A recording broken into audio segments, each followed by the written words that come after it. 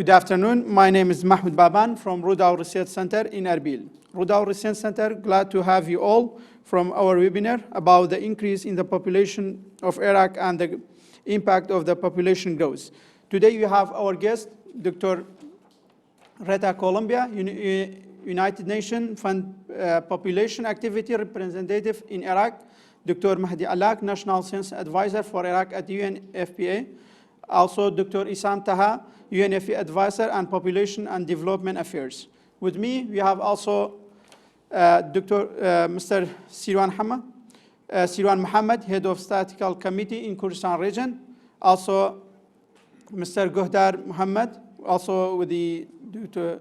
Mr. Sirwan, also Dr. Khalil Ismail, also from the Seed Foundation, Luqman Fadi.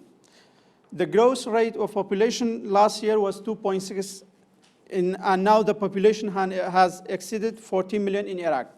Of course, the speed of development can also cause political, economic, and social consequences. As the new generation demand work, political participation, and better living, this can pave the way for a long-term transformation of political and economic and social growth. The large population can also mean strong forces and strong army, but it's not only one side. And in another side, that there is no balance between the state capability and the speed of population development, then it allows complexity, instability in the rise of the criminal group and institution. The dozen of type of political and economic problem. Now, join Rudao Research Center to highlight the impact of Iraqi population growth and the UNFPA plan to help and support the Iraqi government and the Kurdistan region on population growth. Will conduct an online discussion with Dr. Rita. Now, stage with you, Dr. Rita, to give us a brief. Then we are going to make a discussion and question answer with our guests and our panels in here. Please go ahead. Thank you very much for introduction. Good afternoon, everybody. So let me start, before we go straight to Iraq, let me start to give a little bit of information overall what UNFPA is doing in the area of population and development globally. So UNFPA helps countries to identify and understand demographic trends, the trends that are critical for development. For example, in Iraq, like many other countries, Iraq today experiencing increase in youth population, so-called youth bulge. You already mentioned that the population size is about, actually estimated to be around 40 million people. So among these 40 million people, the majority becoming within the youth group, which is in Iraq context, it's up to 29 years old. So when we look at this, demographic trend, it means that it also creates the demographic opportunity for development, since the number of people who are working age is increasing. So usually when this age group, from 15 to 64, especially the young people from 15 to 29, when they reach approximately 60% of population, the society enters the stage of demographic gift. At this stage, in many countries, there is a possibility to increase economic development of the country, but it also required some investment in young people, investment in health, investment in their good quality education, investment in employment of young people, so, and of course, investment in their overall development, their life skills, including their life skills. So this part of demographic trend is called demographic dividend. And of course, my colleagues who are the experts in this field, they will provide like more technical explanation of this phenomenon. But let me just tell you that UNFPA today is the world's largest funders of population data collection. And of course, as such a big organization, we advise countries what is the best way to ensure sustainable development. So first of all, looking at the needs and the rights of young people, that every pregnancy within the communities are really wanted, they are planned properly, so that couples and individuals, they have desired number of children, that the birth of children is safe, and that every young person potential is fulfilled.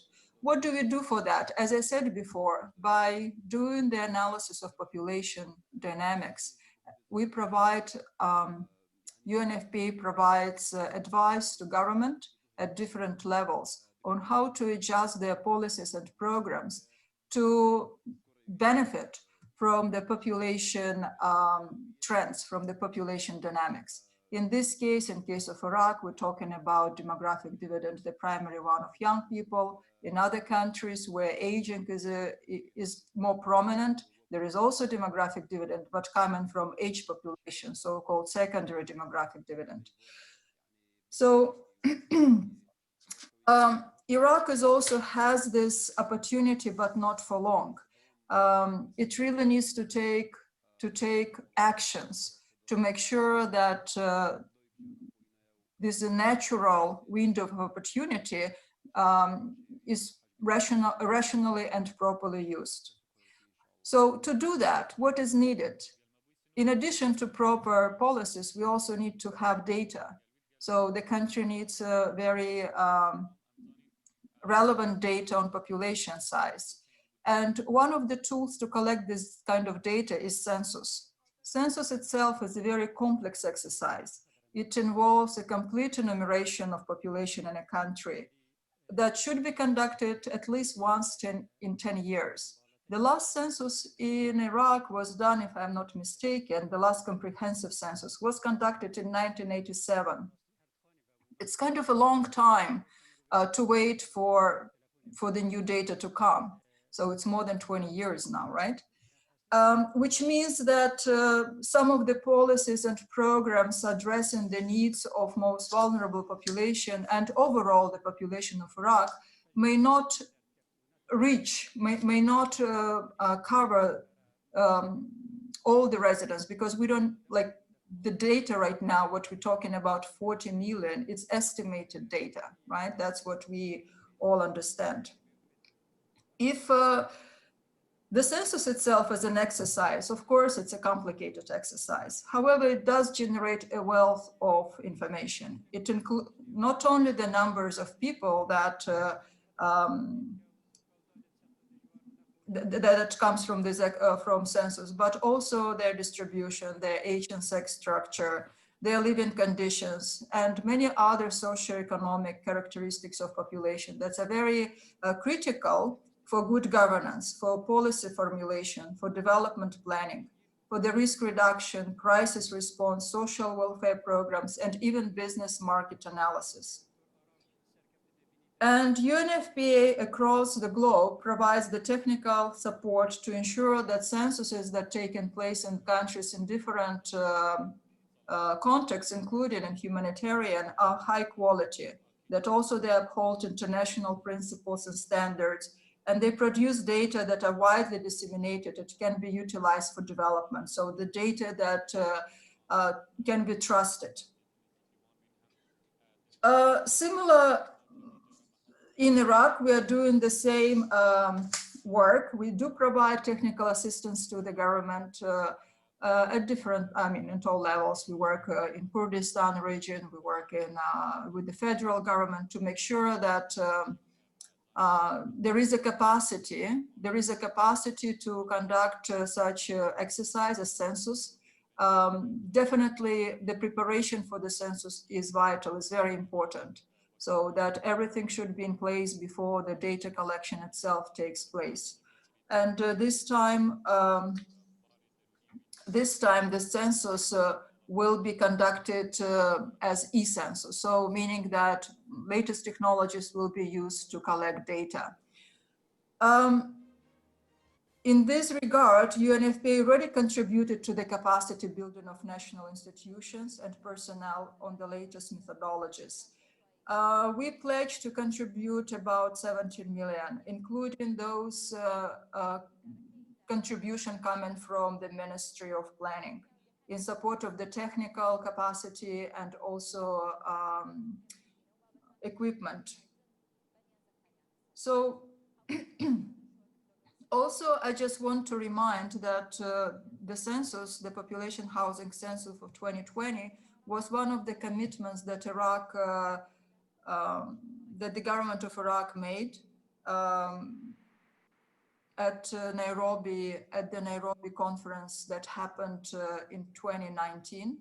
So that's the conference was dedicated to implementation and advancing of the achievements of the International Conference on Population and Development. So of course, the year 2020 was quite challenging for the entire world, including Iraqi population. There are so many limitations the country faced due to the pandemic of COVID-19. And census was and census also was impacted by this situation. Many activities have been postponed due to the lockdowns, due to the isolations. Nevertheless, there still were certain steps that took place. And I'm very proud of the work of CARISO and CSO who did work within these conditions and still managed to finalize the preparations of census questionnaires, do the listing and mapping. So finalize also the instruction of the census implementation. So ensuring that all the international standards are included in the implementation plan, including the questionnaire. So this is very important as well. So besides, I think this census, which will take place, hopefully, if not this year, hopefully soon, next year. So it will include the information regarding employment, disability, migration, demographic, educational characteristics, mortality, maternal mortality, as well as housing characteristics, environmental conditions, and infrastructural services. As you can see, the wealth of data will be enormous, and this data will be very useful for the further development of the country. So let me stop here, considering the time, and also we can give the floor to my colleagues to add. Thank you for your speech. Now we are going to ask our questions. Or guesses, you have a question, but Dr. Rita, first of all, I have a question about the census in Iraq. You mentioned that it will be not happen this year, but the Iraqi government, and now that they are gonna, the end of this year, they are going to do the census. Can you just, if you are hear me, can you just, my question, do you believe that the census in Iraq conducted this year or will be postponed for the 2022? I think this question is still under discussion. So, and since I don't have much information, I don't want to speculate. So let's assume October 2021, but if there are any news from the government about the new date, we will hear about it soon. Now I will give the stage to our guest.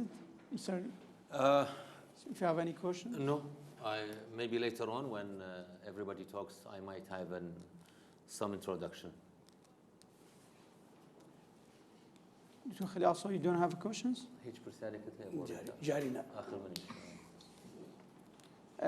Just to be clear, they are not, they are asking a question, asking our questions.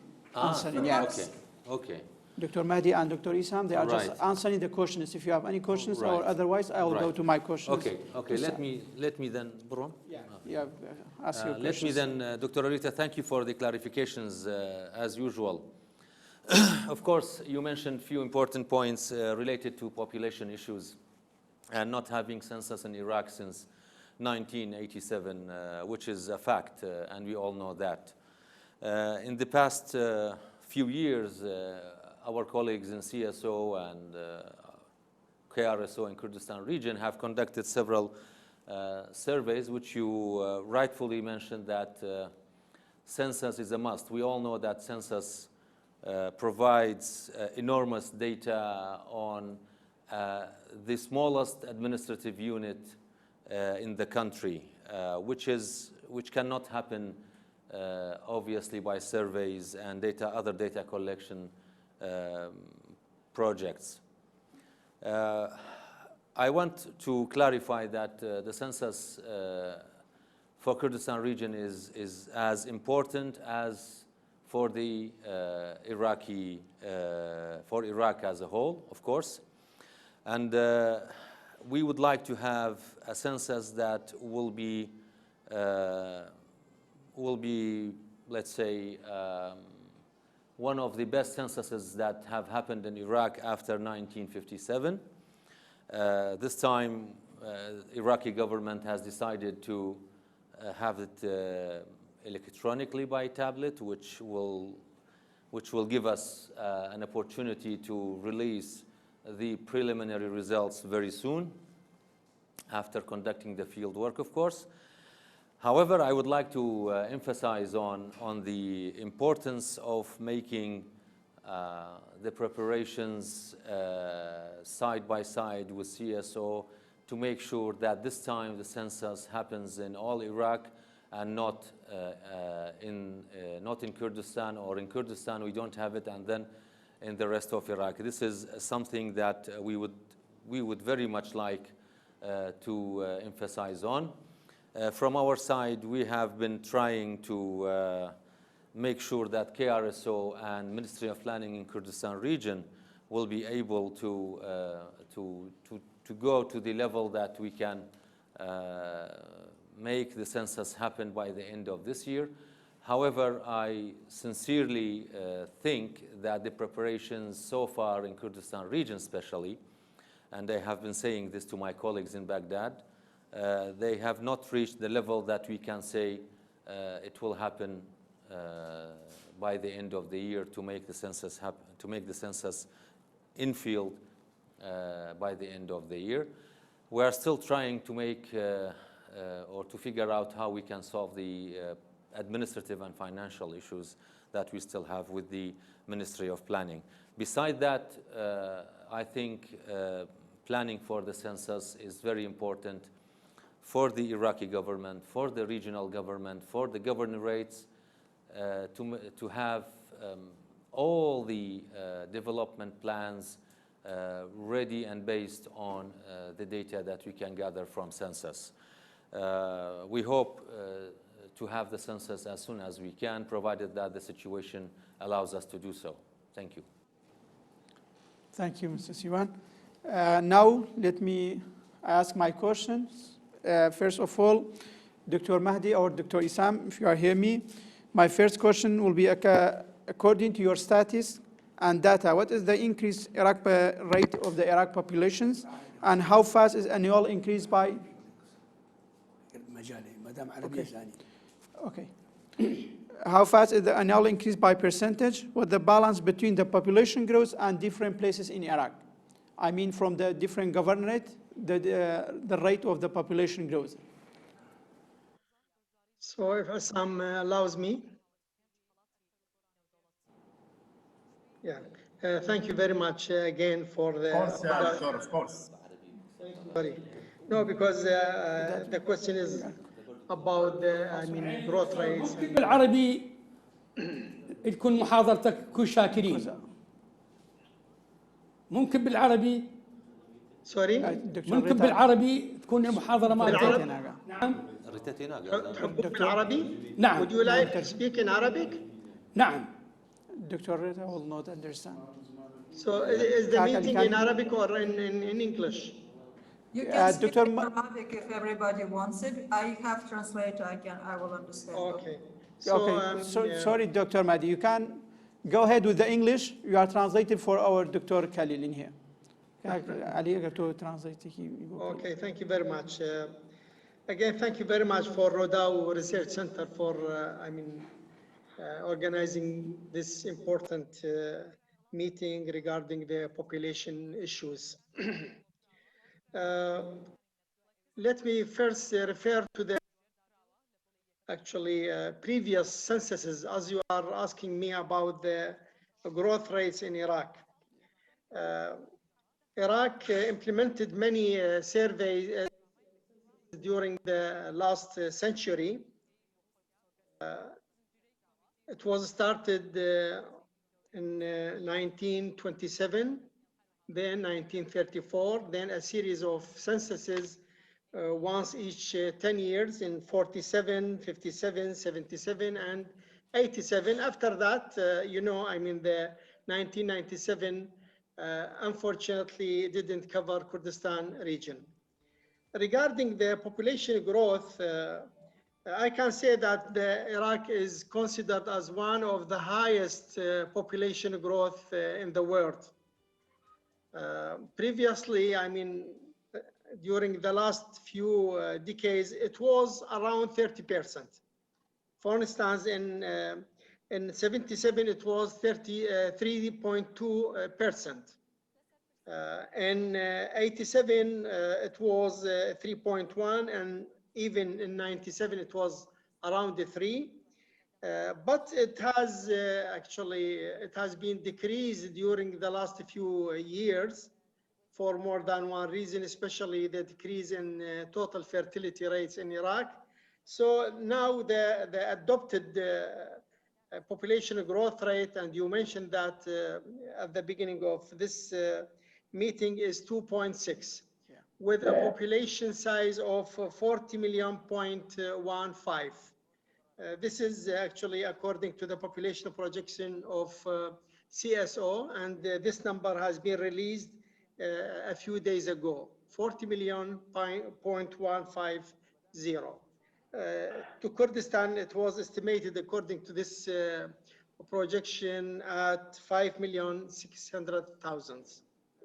So this actually refers to the high level of growth rate in Iraq.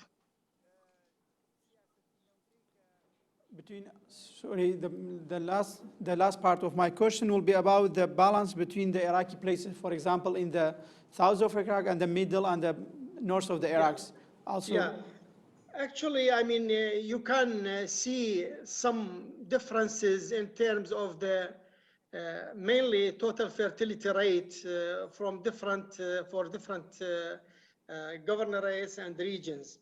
It is the highest in the southern of Iraq, and accordingly, the population growth rate, regardless of another factors, is in the south of Iraq is the highest, and maybe the lowest in some governorates, such that maybe Erbil, Suleimania, Baghdad, of course, even it depends mainly in Baghdad, it depends on the migration levels because of the job opportunities in Baghdad. So you cannot actually describe the accurate difference between the governorates because it depends on many factors. But in general, in rural areas, the population growth, total fertility rate is higher, and also for the death rate is now in Iraq, even so you can actually compare the high decreasing in TFR from 7.7 to the Iraqi woman in 1970s. Now it is less than 3.6. But the death rates actually is considered, regardless of the actually wars or other factors, is stable and is decreasing. So, I mean, the main difference in terms of the population growth related is factor. For this reason, I can say that the total fertility rate is very high in rural areas. okay, thank you. My second question will be, is there a balance between the state of the economic and social and political? Also, in other side, population growth. I mean, what is the economic consequence of the population growth in Iraq? What is the comings for the Iraq in coming years? Dr. Mahdi or Dr. Please, this is a thematic question, so please. No, I think Dr. Mahdi, let me thank Rodau Research Center for inviting us on this. Naturally, I mean, it's a very rich team which are here, including those Kak Sirwan, our good friend from KRSO, and of course, Dr. Mahdi, with the leadership of our Dr. Rita. In all countries in the region, there are disparities between the different governorates. Naturally, Dr. Mahdi, you touched upon the population situation, population issues in Iraq, and there is a big issue we can say here on Iraq, that is data. Where what Dr. Mahdi was talking about was based on projections. The question is on whether there are disparities between the regions, between different governorates. Is it or like that, Dr. Mohammed?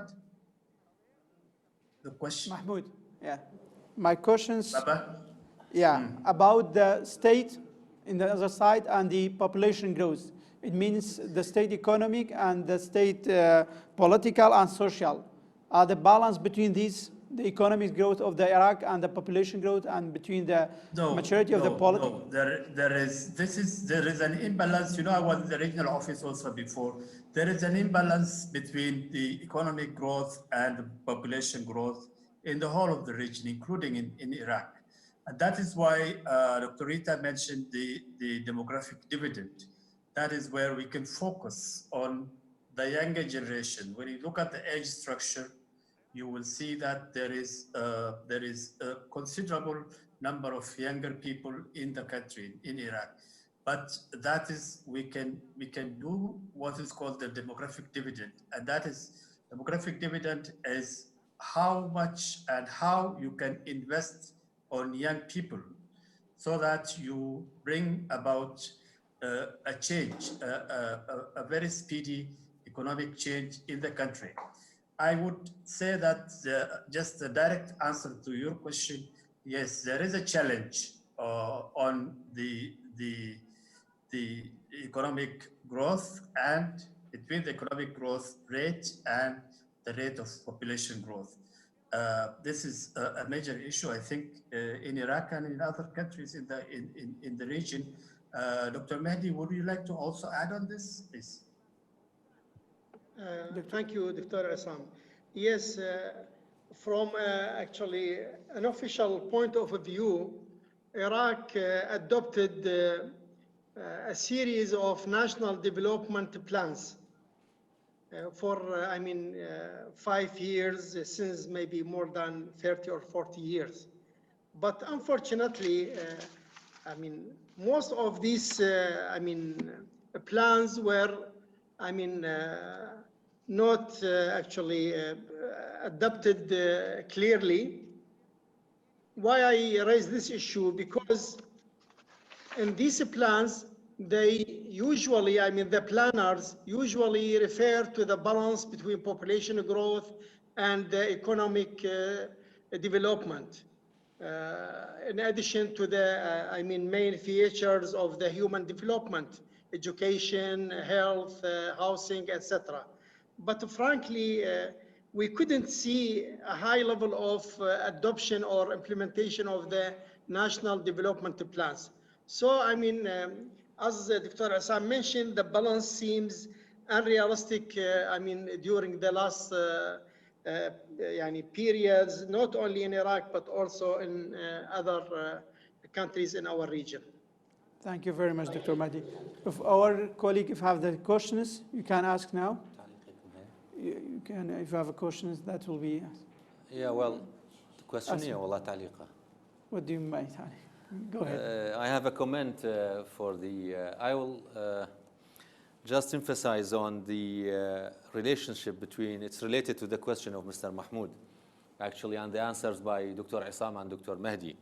One of the important benefits of census is that with census, you can decide how to distribute the wealth of the country on the governorates and the administrative units in the country. This is one of the big benefits. You can direct the investment, the share of each qada, nahiya in Iraq in the right direction. You will know the characteristics of the population as I mentioned earlier, in the smallest administrative unit, you will be able to make sure that everybody will have access to education, to health services, transportation facilities, and other benefits of the government that can provide. If you don't have these data that come from census on the smallest administrative unit, all your development plans will be based on projections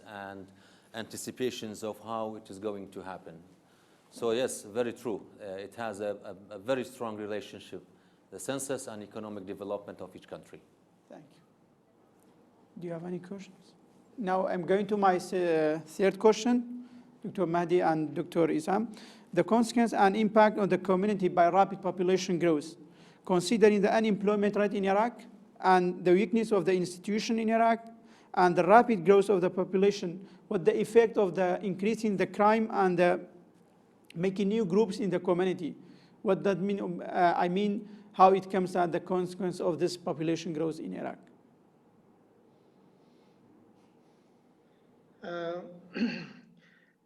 Frankly, it is difficult to have such kind of comparison or effect with the concrete numbers. You know, it is, too complicated to be related to this issue. But I can say that the unemployment rate now is very high in Iraq. It might be now estimated at 30% among the actually active population. The poverty rate is high. It was estimated at 20% during 2018. And because of COVID-19 and because of the financial crisis, it is expected to be higher. And according to the most recent study produced by the Ministry of Planning with the support of World Bank and UNICEF, and actually I was one of the interviewer of this report, the the poverty rate was estimated at 30%. So, you can imagine without having, clear data on the crime rates, you can imagine that, there is actually a positive relationship between the unemployment rate, between the poverty rate and the crime. So, without having numbers, we can say that this would affect actually the crime level in Iraq. Dr. Assam, please. Dr. Assam, do you have any comment? I think the population growth per se it can be seen in two ways. Either you look at it as a positive thing and work on it, or you look at it as a negative thing and then don't work on it. So there we have cases where people have benefited from population growth rate and population.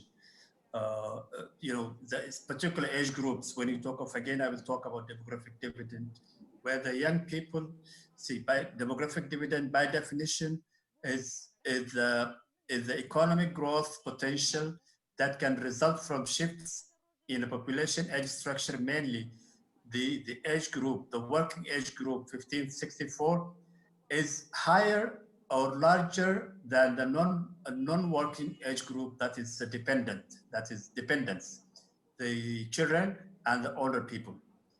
Then this is a process of development. So if you move from high fertility and mortality to low fertility and mortality, then there is a change in the age structure.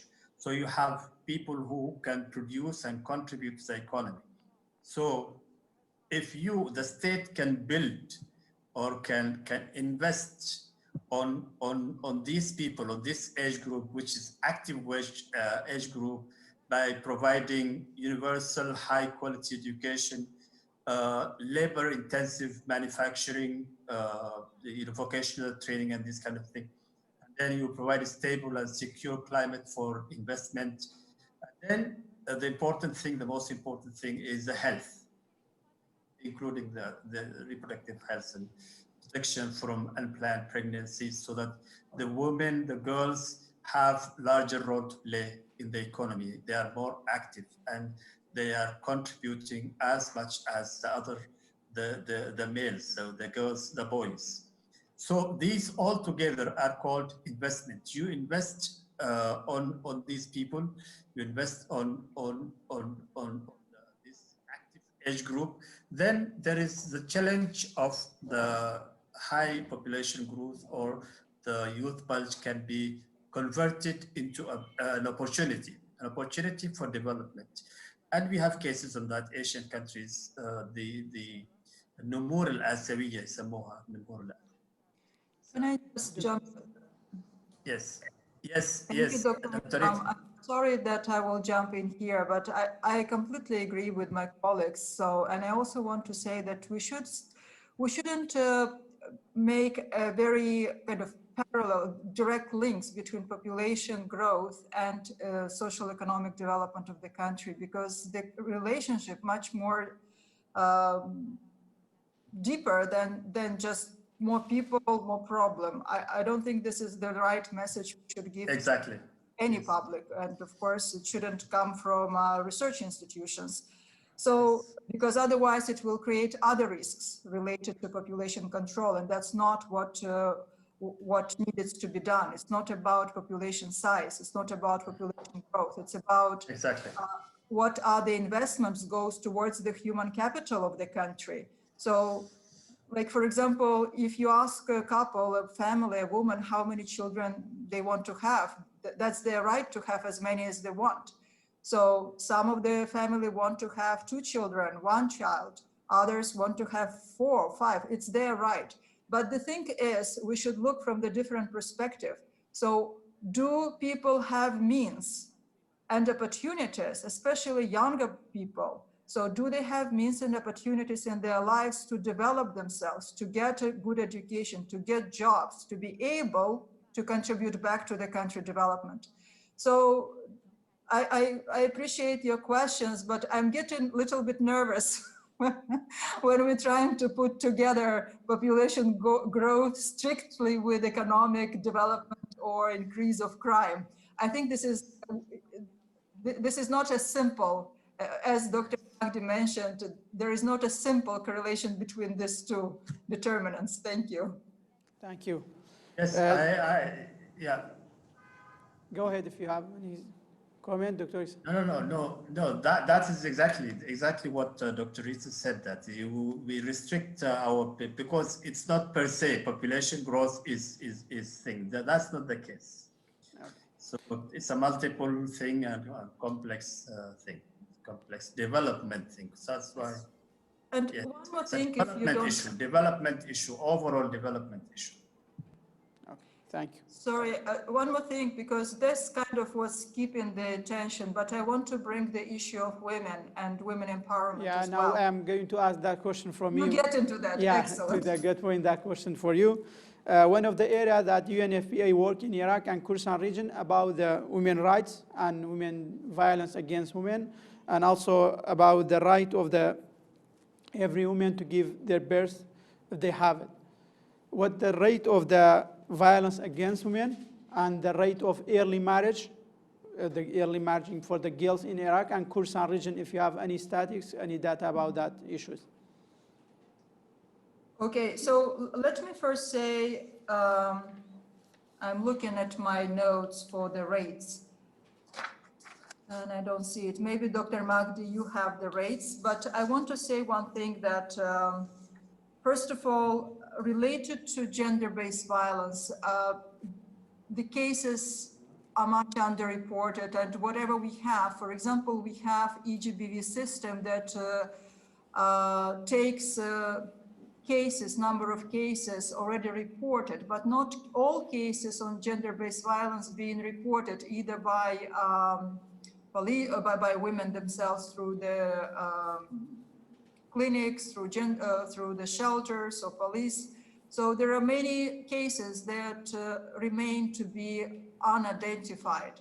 So in terms of the scope, again, I'm looking at my colleagues to give you statistics, but my personal belief from the kind of interviews with women, that the rate is much higher than we have it reported in the country. So I don't think that we have these national surveys on the violence against women conducted in Iraq. So, but that would give us this information. So again, the role of women in the society should be elevated if we're talking about socio-economic development, and the role of women in economic development specifically. Most of their work is like unpaid care. For example, many women, they care about their families, they're raising children, they take care of the aged members of the family. But this work is called unpaid care that are remained unseen. So, however, if we look at it from a different perspective, women do contribute a lot in the development of the country, even today, even if they don't have maybe formal employment. On the other hand, they should have opportunities for formal employment, also to be empowered and to be, especially younger generation of young girls, to have better education, better skills, and to have jobs. So, and that's what UNFPA is doing together with other UN agencies. So we work on gender equality, in addition to preventing and responding to gender-based violence, also some cases of domestic violence that qualified as gender-based violence. We do work on girls' empowerment through working with youth centers across the country, in Kurdistan region, in Central and South. So, and young people are very eager to be active participants and active contributors back to their communities. And that willingness needs to be leveraged. So it needs to be recognized and used by all parties, by all government. So at all levels. Dr. Magdi or Dr. Issam, if you have statistics, I think that people are more eager to hear statistics. Doctor? Yeah. Dr. Rita, actually, I mean, you referred firstly on the violence against women, and I can take this opportunity to emphasize on the importance of implementing IWISH survey, because this is the main source for having such kind of indicators. Hopefully, within 1 week, I will submit your good self a proposal on this survey. And I mean, with the actually support of Dr. Assam, we discussed this issue previously. Regarding the indicators, actually, in our reproductive health survey, we referred that there is some increase in the level of violence against women during COVID-19 period. And we have a comparison, actually, it is listed in the report. So it has been negatively affected by the COVID-19 situation. For the actually literacy rate, I can say that there is a significant improvement in the literacy rate for girls and women last decades. I can say that the primary school attendance is very equal between girls and boys, even in the intermediate period, and maybe in the actually high level education. Life expectancy, Dr. Rita, in Iraq, it is actually common in all the world. The life expectancy at birth for women is higher than men in Iraq. It is now around 75% or 74% compared to 71% for men. This is actually some indicators. It is in mind now. Thank you. Thank you. Dr. Issam, do you have any comment? So harder life, longer you live. So that's the conclusion. You get resilient. Good. Yeah. My guest in here, do you have any question? Or I will go to my final question about the political effect and the population growth, the imbalance between different areas. For example, like the governorate of Kirkuk, the increase of the one population of the minority and the others. Do you have a... Dr. Mahdi? I mean, I think that Siwan can comment on this critical question. And But- your He's closer. But I think with the implementation of the population census, according to the technical and very high level of consistency procedures in all the governorates, including Kurdistan region, I think at that time we can say about the distribution of population according to some criteria. But I haven't much clear idea about such kind of imbalance between the two issues you mentioned. So this, what can I say for the time being, actually? thank you. My question about the rate between population growth in the minority, for example, Kurd, Arab, and the other part. Yeah, well, thank you, Dr. Mahdi, for referring that question to me.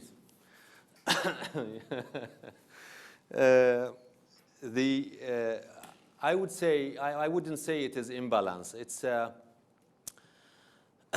the way of living in Kurdistan region has been going in a trend that is maybe a little bit different for the rest of Iraq. And I think you have mentioned this earlier in this meeting. I would go to the fertility rate and the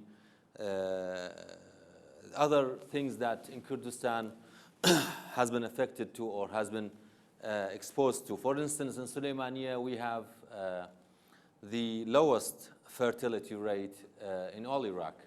It is actually, we have been seeing it going down, which doesn't happen in the rest of Iraq, and especially in the rural areas, as you have already mentioned also.